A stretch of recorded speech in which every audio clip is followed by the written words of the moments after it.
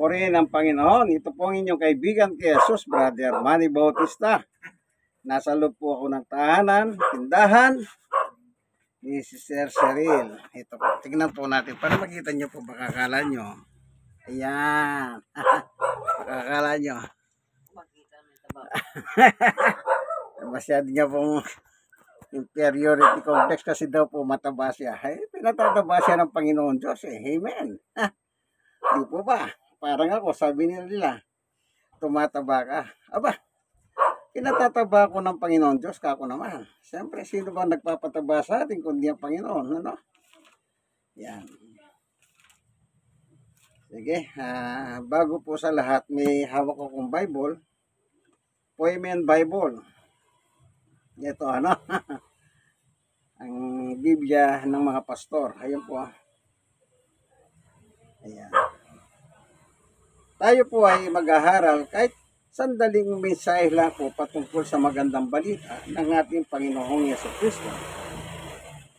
Kasi po, sa totoo lang, magpapasko naman. Merry Christmas na rin po sa inyong lahat. Kayong mga inabot ng tinig na ito, Merry Christmas. Ngayon, kung walang Pasko sa inyo, Merry Christmas pa rin po sa inyo.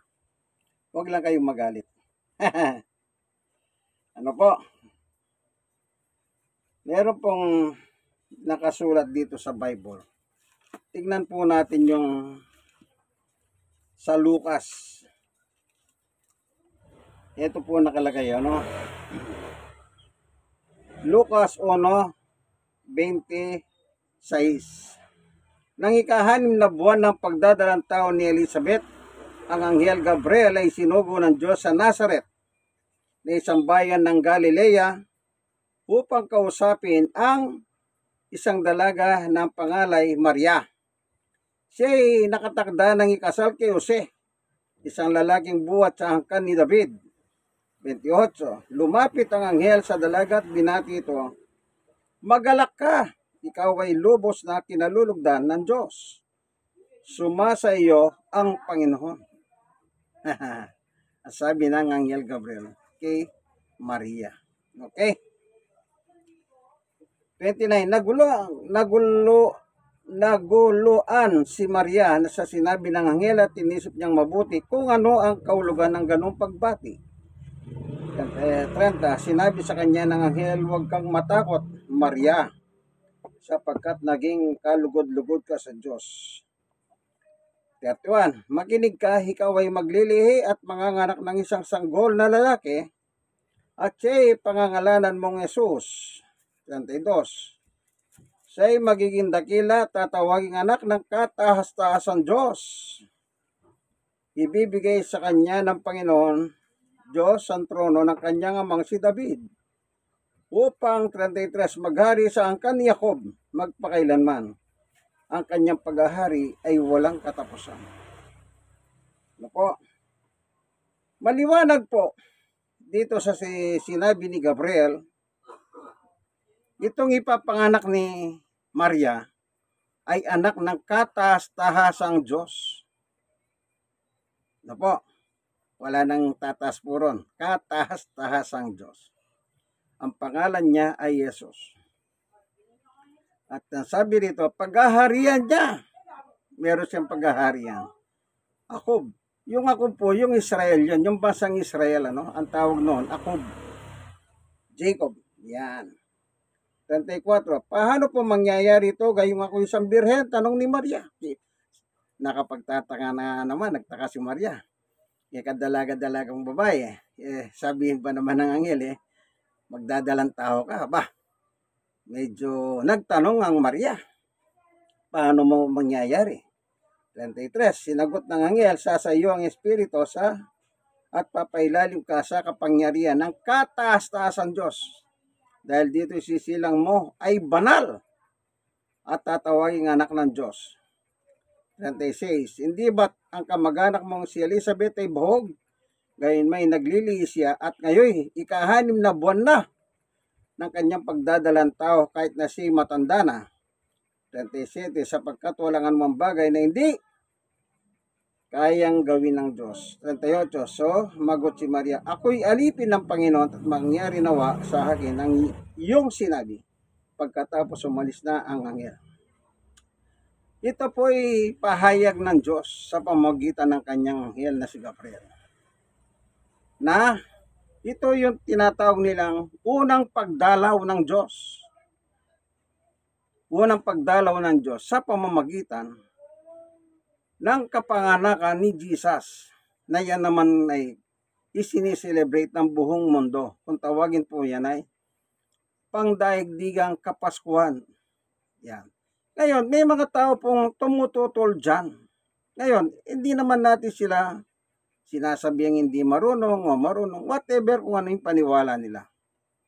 Pero 90% ng buong daigdig nagse-celebrate ng Christ's birth. Kung tawagin po nito ay Kapaskuhan. Ang meaning po kasi ng Christ's birth is kapanganakan ni Jesus. Which is ito po ang topic natin na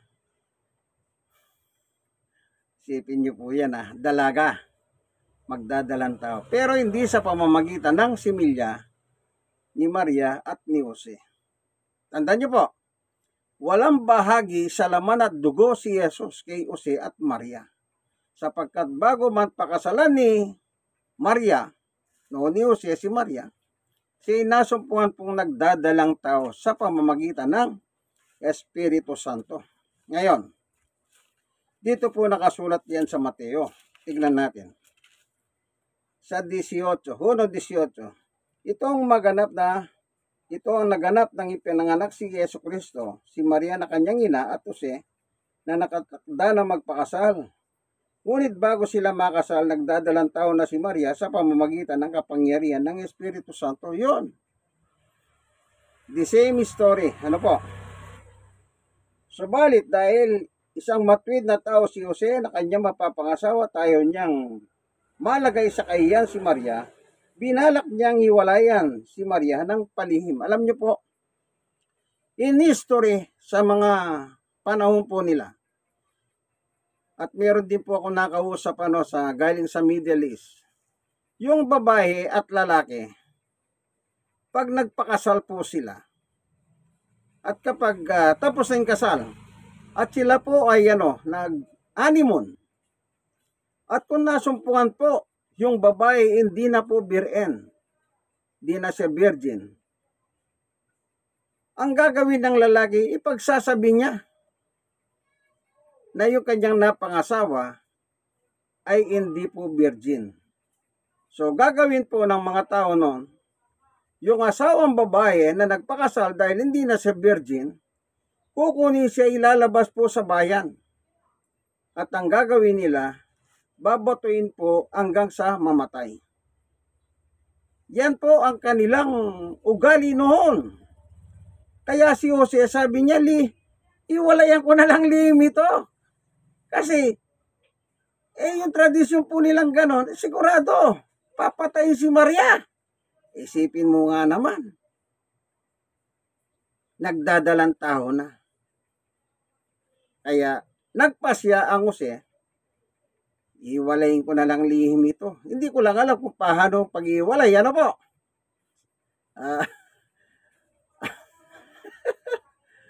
Ang kasulatan, tuloy natin. Okay? 20. Ngunit abang pinag-iisip ito ni Jose, yan. Yung pag-iwalay nagpakita sa kanya sa panaginip ang isang anghel ng Panginoon. Ito po nga si Gabriel. Sinabi nito sa kanya, Jose, anak ni David, huwag kang matakot na pakasalan si Maria, sapagkat ang sanggol na dinadala niya ay mula sa Espiritu Santo. Magsisilang siya ng isang batang lalaki at Jesus ang ipapangalan mo sa sanggol, sapagkat ililigtas niya ang kanyang bayan sa kanilang magkasalanan. 22. Nangyari nga ang lahat ng ito upang matupad ang sinabi ng Panginoon sa pamamagitan ng propeta. Maglili ang isang birhen. Ito po yung prophecy kay Isaias. Maglili ang isang birhen at magsisilang ng isang sanggol na lalaki at tatawagin itong Emmanuel. Nang kahulugan ay kasama natin ang Diyos. 24. Nang magising si Jose, sinunod niyang utos ng anghel ng Panginoon at pinakasalan si Maria. Kita niyo po, hindi na iniwalayan, kundi pinakasalan niya. Kasi naliwanagan siya na yung pinagdadalang tao ni Maria, hindi po disgrasyada si Maria. Kasi ang nasa isip ni Jose, para sa akin disgrasyada. Kaya gusto niyang iwalayan ang lihim. Pero nang pinaliwanag sa kanya ng anghel ng Panginoon, kung saan nagmula yung pinagbubuntis ni Maria sa pamamagitan ng Espiritu Santo. So, walang sumiping sa kanya. Kaya, nang magising si Jose, sabi niya kay Maria, "Darling, halika na at magpakasal na tayo." Ano po? Napakagandang romantic istorya, no? Yung kasaysayan nila. 24. Nang magising si Jose, sinunod niya ang utos ng anghel ng Panginoon at pinakasalan niya si Maria. 25. Ito. Ngunit hindi niya sinipingan si Maria hanggang magsilang ito ng isang anak na lalaki at Jesus ang ipapangalan ni Jose sa sanggol. Yan. Ang nakakahalam lang na nagdadalang tao po si Jose lang. Lihim yun. Kaya siyempre, ang anong isip ng tao? Aba, anak ni Jose yan. Yan. Patungkol kay Jesus. Yan. Kaya hindi po binato si Maria. Pero ang kanilang kostumbre noon, kapag napatunayan, at hanggang ngayon po, pero ngayon maluwag-luwag na po yung mga ganyan. Kasi nga naging modernized na po tayo. Pero noon, napakahigpit po nila. Babatuin ka sa plaza, ibibilad ka sa kahihiyan ng tao. Bakit? Nagpakasal ka, hindi ka na pala birhen. Sa kanila po, ang pagiging birhen napakahalaga. Parang ginto yan, napakahalaga. Isipin nyo po, pag hindi na birhen, katumbas kamatayan. Kaya, kapag birhen naman ang napangasawa nila, ayan, para pong umiikot sa bahay yung lalaki. At dala-dala po yung kumot na sumisigaw siya, pinakikita sa kanyang mga kalugar. Ito ang ebidensya ng aking asawa ay birhen. Magdidiwang po sila noon. Celebrate sila. Kasi yung napangasawa niya ay birhen. Ano po? Ganon po ang tradisyon nila noon. Kaya, nagpasya ang Jose na kahit mahal niya si Maria, iwalayan niya siya ng lihim. Pero, salamat sa Diyos. Sa panaginip, kinausap siya ng anghel ng Panginoon. Okay? So, naunawahan niya. Ngayon, isinilang si Jesus ang tawag sa kanya, Jesus ang pangalan. Sa laman ni Jesus ang pangalan. Anong trabaho ng Jesus na ito? Tingnan natin sa Lucas. Balik tayo sa Lucas. Doon sa mga pastol tupa naman. Ito. Chapter 2. Verse 8. Doon ay may pastol na nasa parang at nagbabantay ng kanilang mga tupa ng gabing iyon. Bebe. At tumayo sa harapan nila ang isang anghel ng Panginoon at nagliwanag sa kapaligiran nila ang kalwalatian ng Panginoon. Ganon din na lamang ang kanilang pagkatakot. Ngunit sinabi sa kanila ng anghel, "Huwag kayong matakot, ako'y may dalang magandang balita sa inyo na magdudulot ang malaking kagalakan." Yung salita pong "huwag kayong matakot", sinabi kay Maria, sinabi kay Jose, sinabi sa mga pastol tupa. Kita nyo po? Anong magandang balita ang dala ng anghel ng Panginoon? Huwag kayong matakot. Kay Maria, sinabi, "Huwag ka matakot, Maria." Kay Jose, "Jose, huwag ka matakot." Sa pastol tupa, "Huwag kayong matakot." Ayan. Tuloy natin. Ngunit sinabi sa kanila ng anghel, "Huwag kayong matakot." Yan. Sa 11, "Isisilang sa inyo ngayon sa bayan ni David ang tagapagligtas, ang Kristong Panginoon." Oh. Sino si Jesus? Siya po ang Kristo. Anong ibig sabihin ng Kristo? Tagapagligtas. Wala po tayong dinadagdag dito, binabasa lang natin ang Biblia, no? Wala tayong dinadagdag. Pero merong mga taong hindi naniniwala. Hindi sila naniniwala sa Pasko. Lalong hindi sila naniniwala na si Jesus ay tagapagligtas. Yan, may mga tao pong ganyan. Mga grupo din ng mga sekta ng reliyon. Napakalaki din po nila. Pero yung sinasabi kong ito, mga taong ito hindi naniniwala kay Jesus sa Pasko, tagapagligtas, unti-unti na pong namumulat ang kanilang mata.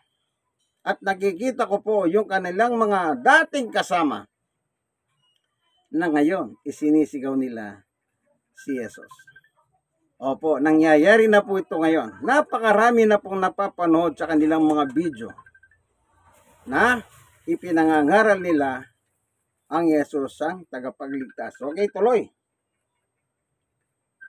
Isisilang sa inyo ngayon sa bayan ni David ang tagapagligtas, ang Kristong Panginoon. 12. Ito ang palatandahan, matatagpuan ninyo ang isang sanggol na babalot ng lakin at nakahiga sa isang sabsaban. Biglang lumitaw kasama ng anghel ang isang malaking hukbo ng mga anghel sa kalangitan. Sila'y nagpupuri sa Diyos at tumahawit. Ito pong awit nila, 44. Ay, 14 pala. Papuri sa Diyos sa katahasan at sa lupa'y kapayapaan sa mga taong kinalulugdan niya. Ano po? Sino yung taong kinalulugdan ng Diyos? Yung merong Kristo sa kanilang buhay. Sila po ang kinalulugdan ng Diyos. Yung tumanggap sa tagapagligtas, walang iba kundi si Jesus. Tuloy. 15. Nang makahalis ng anghel, pabalik sa langit, ang mga pastol ay nag-usap-usap. Tayo na sa Bethlehem. Tignan natin ang pangyayaring ito na ibinalita sa atin ng Panginoon. Kita nyo po. Ang word dito, Panginoon. Pero nagsasalita kanina, anghel. Kasi po, sugo ng Diyos yung anghel na si Gabriel. Kaya, sabi ng pastor, nagsalita ang Panginoon. Kita nyo po, ano? 16. Nagmamadali silang pumunta doon at natagpuan nila sina Maria at Jose na naroon ng sanggol na nakahiga sa sabsaban. 17. Nang makita ng mga pastol ang sanggol, sinalaysay nila ang sinabi ng anghel tungkol dito. 18. Namangha ang lahat ng nakarinig sa sinabi ng pastol. At 19. Tinandaan ni Maria ang bagay nito at ito'y kanyang pinagbulay-bulayan. 20. Umalis ang mga pastol na nagpupuri sa Diyos, nagpapahayag ng kanyang kadakilaan dahil sa lahat ng nakarinig, sapagkat dahil sa narinig nilang at nakakita ay sa sinabi sa kanila ng anghel. Anong sabi? Nagpupuri ang mga pastol tupa. Nang makita nila, yung sinabi ng anghel ng Panginoon, yung ipapanganak na tagapagligtas. Kaya po sila nagpupuri. Kasi po, pinupuri nila ang Diyos. Bakit? Pinadala ng Diyos ang tagapagligtas. Walang iba kundi ang ating Panginoong Jesucristo. Kaya yung mga kinalulugdan ng Diyos, walang iba, yung sumasampalataya kay Jesus na tagapagligtas si Jesus. Kaibigan, panahon na. Wala pong ibang magliligtas sa atin kundi si Jesus. Na kung paanong sinabi niya ng kanyang pangangaral sa Juan 14:6, ano pong sinabi ni Jesus? Sumagot si Jesus sa kondahan ng katotohanan at ang buhay. Wala makakasama sa mamagitan ko. Wala pong makakasama sa nangamasok. Maybe, Ama namin Diyos, nasa langit ka. Nasa langit po siya. Paano ka pumunta kaibigan sa langit? Wala kang, hindi ka pwede sumakay ng aeroplano, rocket ship, kung ano man yung pinakamabilis na pang-space na sasakyan, wala po. Sapagkat yung langit, hindi abot tanaw ng ating mga mata. Kahit gaano pa kaganda, so, ng 20 ang busy mo, hindi mo makikita ang langit. Nakikita lang mo ay ang outer space kung tawagin. Paano ka pupunta ron? Simple lang. Accept Jesus in your life bilang Panginoon at tagapagligtas ng iyong buhay, kaibigan. Wala pong makakapunta ron, sabi ni Jesus, kundi sa pamamagitan ko. Kita niyo po, sa pamamagitan ko. O ano pang gagawin mo? Accept Jesus. Mas maganda po na meron tayong Jesus sa buhay. Alam niyo, pare-pareho po tayong mga tao sa Diyos. Pantay-pantay, walang mayaman, walang mahirap. Ano man ang kalagayan natin sa buhay, pantay-pantay pa rin tayo sa Diyos. Ngayon, mas maganda po, meron tayong Jesus sa buhay. Iba yung merong Jesus, iba yung wala. Yung wala, doon po sila sa apoy ng impyerno. Pero yung pang may Jesus, simple lang. Sabi ni Jesus, sige na, akyat na kayo. 25:31 ng Mateo hanggang 33. Akyat na kayo, mga pinagpala ng aking. O basahin ko lang, panguli. Mas magandang basahin natin, ano? Anong sabi ni Jesus sa taong mga may Jesus sa buhay? Simple lang. Ito. 25:31. Ito. Anong sabi ng Panginoong Jesus? Ito. Kaya't sasabihin ng hari, si Jesus na po itong haring ito, sa kanyang nasa kanan, yan, yung mga tupa po. Ali kayo, mga pinagpala ng aking Ama, pumasok kayo at tanggapin ang kahariang inihanda para sa inyo mula pa nang likahin ang daigdig. Yon. Praise the Lord. Saan sila dadalhin? Sabi ni Jesus, manahin ninyo ang kahariang inihanda sa inyo bago palikahin ang daigdig. Praise the Lord. Salamat, Panginoon, sa liwanag ng iyong pagtuturo. Nawa yung mga nanonood ng video ito, kung hindi pa po sila sumasampalataya sa iyong anak na si Jesus, ipuin mo po kanilang mga puso. Panahon na po ng pagsuko sa iyong anak, sapagkat nalalapit na po ang pagparito ng aming tagapagligtas. Kayo pong mga nanonood ng video, like, share na share. Kayong mga nasisiyaran, mag-share po kayo, no? At wag nyo po kalimutan, wag na di kayo mag-subscribe. Mag-subscribe po kayo, no? Minsan pa, ito po ang inyong kaibigan kay Jesus, Brother Manny Bautista. Nasa tahanan po ako ni Sister Cheryl. Ito, ikot mo ng nating muli yung video para makita natin siya. Nandito po kami ngayon sa Barangay 96, Sonate, District 1, Tondo, Manila. Ano po? God bless us all po. Bye-bye!